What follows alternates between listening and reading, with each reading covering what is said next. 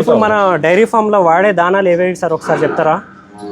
మనం వాడేది కంది పొట్టు ఇంకా పత్తి చెక్క. ఇది అయితే నానతాం.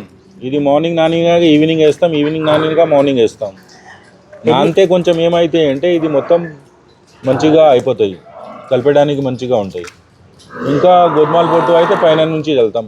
ఫీడ్ అయితే ఇక్కడే చూడండి సల్మాన్, ఇది జొన్న సొప్ప కొట్టి. ఇది ఒక్క బర్రె టైంకి 4 నుంచి 5 కేజీస్ తింటాయి, ఎక్కువ తినదు. ఓకే. దాని తర్వాత దానా అంటే పత్తి చెక్క 2 కేజీస్ ప్రతి కేజీ ఒట్టిగా తీసుకోవాలి. ఒట్టిగా అంటే పచ్చిగా కలిపిన తర్వాత తర్వాత నానాలి. కందిపొట్టు 1.5 కిలో తీసుకోవాలి.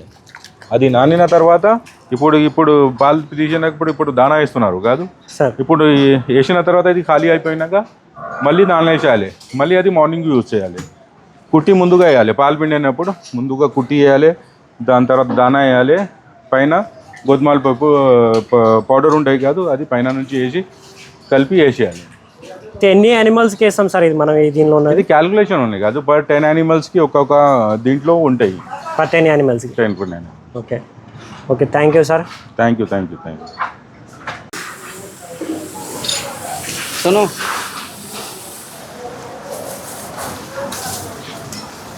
एक भैंस को 1 बाल्टी डालते तुम?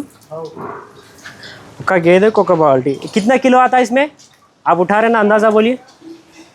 7-8 किलो। अच्छा सूखा सूखा बोले तो 3.5 किलो। 3.5 किलो सूखा रहेगा। ये बकेट में 7-8 किलो तो मिनिमम रहेगा। ఇది 10 కేజీల బకెట్. ఇది మనకి అందాజ 7 కిలోలు చెప్తున్నాడు. 10 కేజీలు వస్తాయి.